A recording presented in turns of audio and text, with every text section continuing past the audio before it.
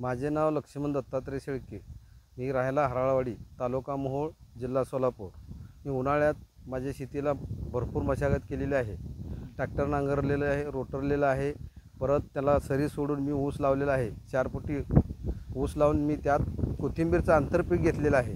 आत्तापर्यंत मी 5 ते 10 वर्ष झालं कोथिंबीरचं पीक घेतो, पण त्यात मला काही फायदा झालेला नाही. यावर्षी चांगला रेट आहे. मी कमीत कमी 30 ते 35 किलो धने लावलेले आहेत आणि त्यातून मला फायदा होईल की मी आत्तापर्यंत 40,000ची कोथिंबीर विकलेली आहे.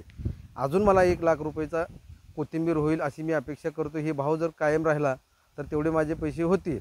आणि मी शेतकऱ्यांना एवढं सांगू इच्छितो की आंतरपीक घेण्याचा एवढा फायदा आहे की जे आपले खत म्हणा, खुरपण म्हणा किंवा अजून काही व्यतिरिक्त डोस म्हणा, त्याची जास्त फवारणी असेल तर ते सगळे पूर्ण आंतरपिकातून निघते. आणि मला दररोज 3 बायका लागतात. 300 पेंड्या मी दररोज यार्डाला घेऊन जात असतो.